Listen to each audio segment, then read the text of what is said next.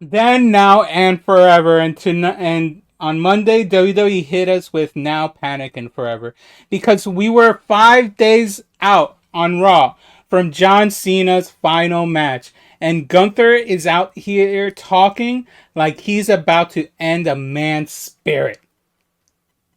And the masked man is back doing side quests like he's the main character. And if you're an LA Knight fan, brother, you just got turned into a warning label. What up, everyone? Welcome back to the T Drop, the only wrestling breakdown show where we just don't call out the spots, we call out some chaos with no soft behavior energy.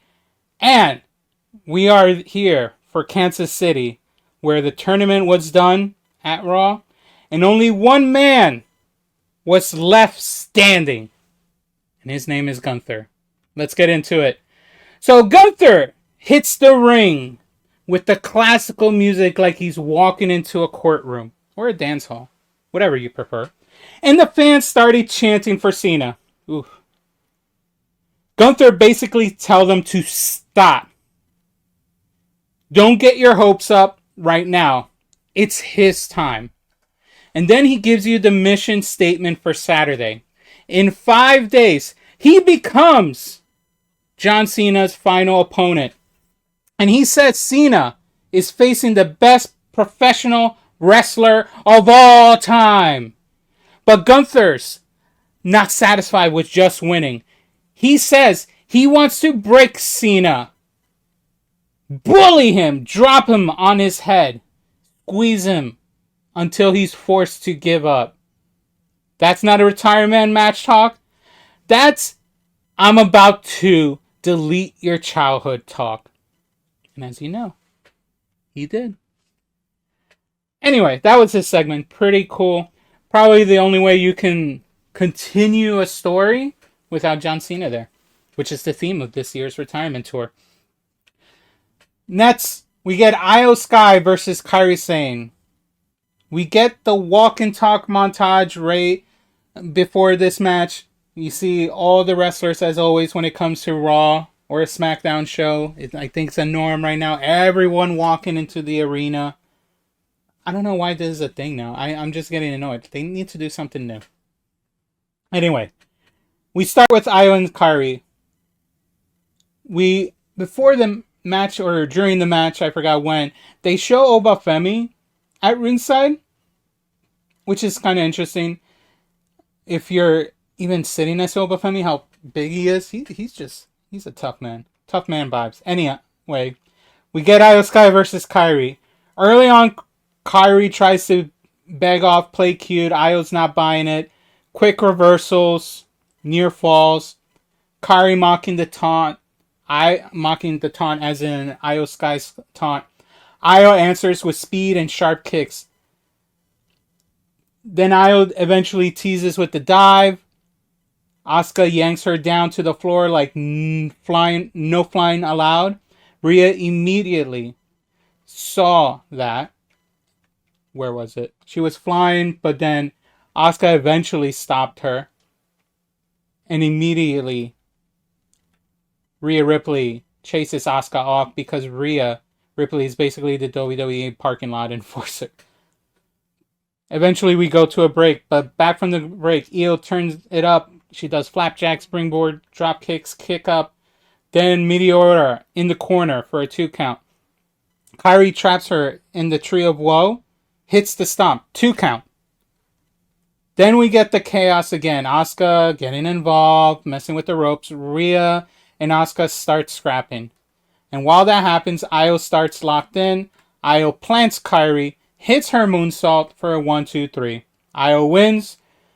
Rhea and Io pose, and you can feel them basically telling the tag division, yes, we're coming for those belts. But yeah, quick match.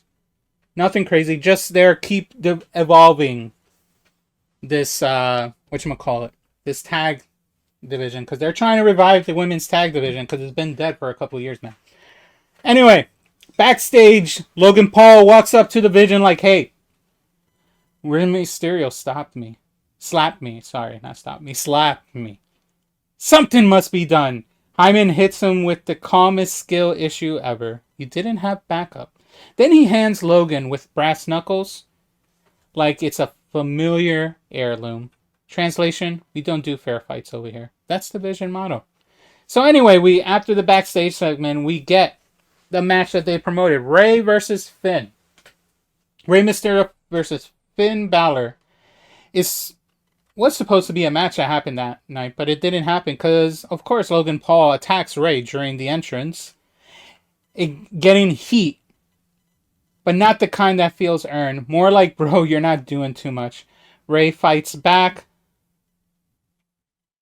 but Logan loads up with his knuckles, and it kept going back and forth. And right when Rey is about to turn him into the 619 position, we get the Masked Man once again attacking Rey. But eventually the security chases the Masked Man off, and Logan uses the opening to knock out Rey even further with his brass knuckles, so he kept pounding him. So Rey got jumped by Logan, then jumped by Mystery who knows what, then punches him with the brass knucks. It just became a big ol' mugging of sponsor. Those brass knucks, man. But eventually, LA Knight, you hear LA Knight's music hits, and he also starts chasing off Logan Paul after all that rough beating. LA Knight grabs the mic and basically says the Vision already sucks. And Logan's sorry ass made it worse. He wants Logan right now. But, of course, we're not going to get it right now. It becomes the main event. So WWE says, bet. And that becomes the main event of tonight's Raw. Then next we get tag team action for the tag titles. AJ Styles and Dragon Lee goes against the War Raiders. AJ Styles and Dragon Lee, always a good watch. But so is the War Raiders. War Raiders are amazing. You guys got to check them out if you haven't. Anyway. Javon Evans was at ringside, apparently, and so was the New Day, because they were just watching them, probably potential Nets challengers energy for the future for those titles. But anyway, it was a straightforward match. War Raiders isolated. AJ tries to dive and gets wrecked. We go on break. Back from the break, continue good action. Dragon Lee flying as always, double stomps. Ivar doing big man physics. AJ clearing up with the timing. Eventually and there's of course New Day. Being New Day. Anyway. Eventually AJ gets back momentum. And he eventually finishes off the match with the phenomenal forearm. And connects it. But look at this. War Raiders, big man energy right there. Anyway. The phenomenal forearm connects. And once again, the champs retain. So they go into Saturday Night main event as the tag team champs. But what's more important from this match is what happens next. The New Day steps in. And acting like New Day style. They believe they deserve something. They deserve a tag team opportunity for those titles. And, of course, the Usos music hits. So, if you haven't heard by now, it looks like Jey Uso is slowly moving in back into the tag division with his brother. And he's going to, for now, as far as we know, his single run is over. So, Jimmy and Jay announced they're back in the tag division because they need gold. They stare down AJ and Dragon. And you can feel that match energy getting warmed up. Everybody wants these belts at this point, honestly, which is good. The tag division finally feels like it's getting some traffic again. The question is, it's who's going to challenge these two first. Or maybe all three can have a match. That'll be nice. Anyway. Stephanie Vercaer comes out to get interviewed by Jackie Redmond. Stephanie says she wants to face everybody. She speaks through actions. Then, when she said that, of course, The one and only Nikki Bella's music hits, and she steps into the ring. Nikki says, Kansas City doesn't deserve her presence. And by presence, she means her presence. But she demands a rematch. Before Stephanie can even blink, Raquel Rodriguez sends Nikki into the ring post, which was amazing. Then Raquel looks at Becker like, and she says it in Spanish, basically, name the time, name the place. I want your title. And that's right here, right there. That's a challenger walking up like she owns the damn building. And I'm happy for her. It's about time she gets a title opportunity. So her having a 1-on-1 match will be interesting. But unfortunately, I mean, everyone is all stocks are on Stephanie right now, so I don't expect her to lose. But I do expect her and Raquel to have a good match. So hopefully we'll see it. It'll probably happen. It looks like it might be a match we have on the first Raw in the new year. Whichever, I think that's January 8th. We might have it then. Anyway, Lyra versus Roxanne. Lyra Valkyrie came out with Bayley, and Roxanne obviously came out with Liv Morgan. Now we have a new duo. So while Raquel is focusing on the main title picture, Liv Morgan and Roxanne Perez are the new groups, the new duo on Monday Night Raw for Judgment Day. So, while this match is happening, we see Sol Ruca at ringside because Bayley's got business with her on Saturday. Roxanne works the arm, uses the ref like a shield, takes Lyra outside, slams the arms to the steps, so trying to wear down her arm. Lyra fights back. Crossbody, kicks, big momentum. But Liv gets involved at the right moment. Roxanne goes to the eyes and pop rocks. Roxanne gets the win. Roxanne needed the win more than Lyra. And Liv basically walked her through it like an easy GPS match. Anyway, good thing, good momentum for Roxanne. Where do they go from here? I have no clue. We'll see. Because if Raquel's going for the big title, what is Roxanne going for the mid-card title? I think right now we have someone else going for that title. But maybe that's Roxanne in the future going for the title. Maybe at WrestleMania. We'll see. They do, before the main event for Raw, they do a hype. Their push. We gotta get the Saturday night main event card to be good, pal. So we get the weekend reminder. Cody Rhodes versus Obafemi. Bayley versus Sol Ruca. AJ and Dragon Lee versus Javon Evans and Leon Slater from TNA. And obviously, the big one. John Cena versus the Ring General Gunther. So if you forgot, it was last night at 8 p.m. Eastern on Peacock. The only time I was going to reactivate Peacock was last night. Now I have it for a whole month. So I'll see what interesting things I can watch. Maybe I'll watch some old wrestling videos that they have there still before Peacock goes down again.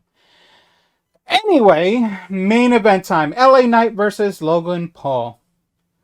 Where hell opens up. I never expected this match to end, this whole night to end the way it ended. But okay, we'll go with it. You got me hooked. We'll see what happens in the next couple weeks. But anyway, LA Knight versus Logan Paul with Paul Heyman on ringside. Logan blindsided LA to start. Ref rings it anyway. Sure, why not? Knight throwing offense, banging Logan off the announcer table. Early control. Logan gets his shots in. We go to break. Back from the break, LA Knight is fighting, building. Then he sees Braun and Bronson in the arena eventually. They kept going back and forth. But then eventually, Logan in the main event was awesome for him. But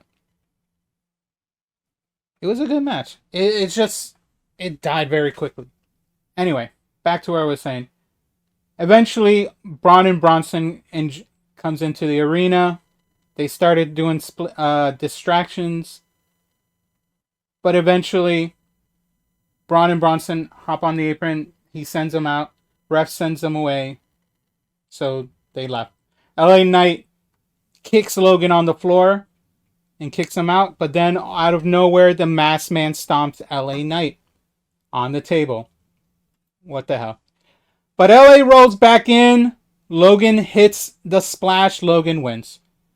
Two ways to read that. Either LA Knight is so unstoppable they had to kill him, or LA Knight is so over they had to kill him. Either way, he got sacrificed. But then it get worse after the match. This is where it's more important, not the match itself, for the sake of storytelling. Braun spears him. Then Bronson hits him with a tsunami. And then another tsunami. Well, another tsunami here. Because then after that, they take him backstage and keeps wrecking him. They powerbomb him through a table, throw him into a car, and then, of course, a third tsunami. Adam Pearce shows up with the refs, are standing there like broken people trying to tell him to stop. But nothing happens. And that's how they end Monday Night Raw. Where it goes from here, who knows?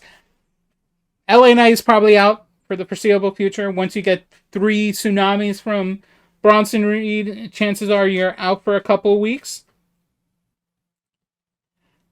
Maybe LA Knight will show up on the Royal Rumble. Or maybe Elimination Chamber.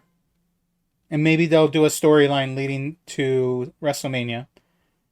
But it looks like maybe now a few people have issues with Vision. We have Seth Rollins, who probably is going to take on Braun Breaker at WrestleMania. And now we have something maybe for Bronson Reed in the future, which is him going against LA Knight in the future. But this is it. Vision is doing heelish things. They're going to keep repeating their tactics until someone answers their call. Their statement is basically, we own Monday Night Raw. It's a statement they kind of gave it out on last week's Raw when they won the War Games match at Survivor Series. They're pretty much trying to go with the statement, we own Raw, we run it. Even though CM Punk is literally right around there. He hasn't. CM Punk has not shown up on Raw, has he? Since Survivor Series. So the question comes to mind: when is he going to show up? When is he going to stare Bronson Reed in the Braun Breaker in the face? When he's going to stare down on the Vision? I don't know. But we'll see. Don't forget, January 8th. The Raw anniversary on Netflix. That's when Braun Breaker will be taking on CM Punk for the title. Which I honestly hope he does take the title. Because we need it for story's sake. But anyway, that's the tea. Gunther opened the night promising to break Cena's spirit. And by the end, WWE basically said, if you want a preview of Saturday, look at what happened to LA Knight. Drop your thoughts in the comment. Who you guys think is the masked man? Is Logan Paul in the Vision actually working for you? And do you believe Gunther about that, the way he's going to end Cena? Hit the like, subscribe, and I'll see you on the next one.